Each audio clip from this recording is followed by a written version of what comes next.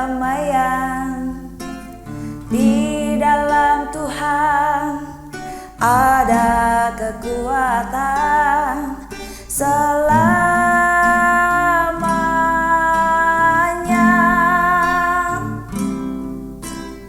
Di dalam Tuhan ada kemenangan. Di dalam Tuhan ada kedamaian. Di dalam Tuhan ada kekuatan selamanya.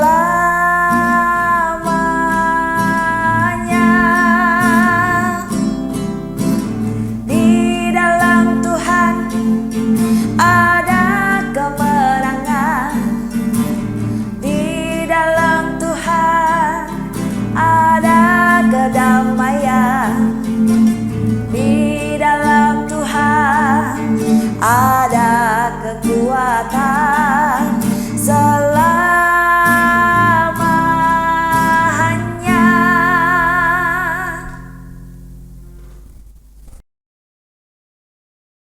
Shalom Bapak Ibu, Saudara dan Saudari yang dikasihi Tuhan. Bertemu kembali dalam program Renungan Hikmah Pagi GKI Karangsaru Semarang. Tetap bersyukur untuk hari baru yang dianugerahkan Tuhan. Sebelum kita membaca, mendengar, dan merenungkan firman Tuhan, mari kita minta penuntun Tuhan dalam doa. Mari kita berdoa. Ya Tuhan, terima kasih Engkau telah mengumpulkan kami semua ya Tuhan dalam hikmah pagi pada pagi hari ini. Engkau telah menyertakan firman pada kami ya Tuhan. Ya Tuhan, semoga pada hikmah pagi pada kali ini kami dapat merenung dan juga mengerti apa yang Engkau mau berikan pada kami ya Tuhan. Ya Tuhan, terima kasih. Amin. Renungan hari ini disampaikan oleh Ibu Betty Octavia dengan tema berinisiatif mengusahakan perdamaian. Bacaan diambil dari Roma 12 ayat 18 yang berbunyi demikian.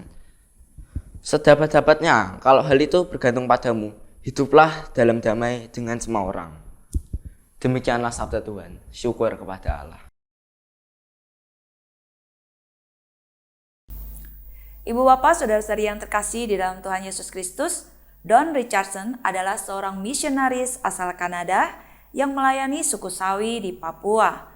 Orang-orang suku Sawi adalah kanibal dan pengayau. Mereka menganggap pengkhianatan sebagai cita-cita hidup.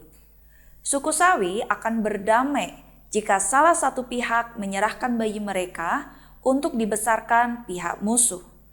Bayi tersebut menjadi anak perdamaian yang menjamin gencatan senjata. Hal tersebut digunakan oleh Don sebagai cara untuk memberitakan Injil dan mengupayakan perdamaian di suku Sawi.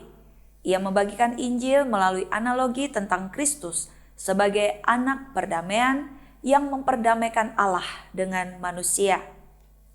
Apa yang dilakukan Don selaras dengan pengajaran Alkitab, khususnya dari ayat yang kita renungkan hari ini. Rasul Paulus menegaskan agar umat Tuhan mengusahakan perdamaian dengan semua orang, terlebih jika hal itu bergantung padamu. Tindakan Don dan pengajaran Rasul Paulus juga merupakan penerapan dari pengajaran Tuhan Yesus. Dalam khotbah di bukit, Tuhan Yesus mengutarakan tentang berkat bagi para pembawa damai di dalam Matius pasal 5 ayat 9. Dasar dari tindakan tersebut adalah karena Allah Tritunggal di dalam Kristus Yesus telah berinisiatif mengupayakan perdamaian dengan manusia berdosa. Manusia berdosa adalah musuh-musuh Allah yang layak dihukum. Namun Allah sendiri mau turun ke dalam dunia untuk menyelesaikan persoalan dosa.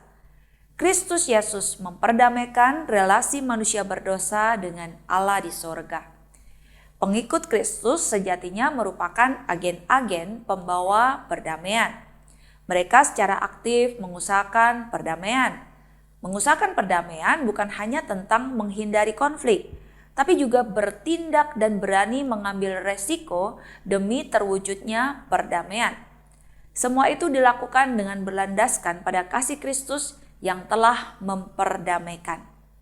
Jadi, upaya pendamaian seperti apa yang akan saudara lakukan hari ini? Usahakanlah perdamaian karena Kristus Yesus telah memperdamaikan kita. Amin. Mari kita berdoa. Bapa Surgawi, Bapa yang kami sembah di dalam Tuhan Yesus Kristus, kami akui di dalam kehidupan kami, di dalam relasi kami satu dengan yang lain, tidak selalu semuanya baik-baik saja dan damai-damai saja. Ada kalanya benturan, perbedaan bisa menyebabkan konflik di antara kami.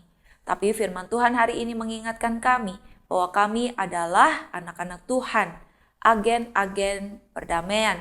Tuhan memanggil kami untuk menghadirkan damai sejahtera Allah dimanapun kami berada dan di dalam relasi kami satu dengan yang lain.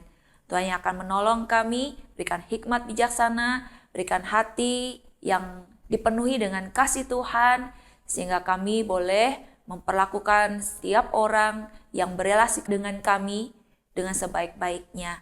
Jikalau ada konflik, kami boleh menyelesaikan dengan bijak, dengan hikmat yang daripada Tuhan, dan pada akhirnya semua konflik itu bisa terselesaikan dengan baik dan damai sejahtera Allah memenuhi hati setiap kami. Terima kasih untuk firman Tuhan hari ini. Tuhan yang akan memberkati kehidupan kami di tengah keluarga, di tengah relasi dengan rekan-rekan sekerja, di tengah pelayanan di rumah Tuhan di gereja, ataupun di tengah masyarakat. Tuhan yang akan memberkati dan memimpin kami semua. Jadikan kami anak-anak Tuhan yang menjadi pembawa damai. Terima kasih Bapa Surgawi, kami serahkan segala karya-karya kami sepanjang hari ini dalam pimpinan dan penyertaan Tuhan Yesus yang sempurna. Amin. Selamat pagi, selamat berkarya, Tuhan Yesus memberkati kita semua.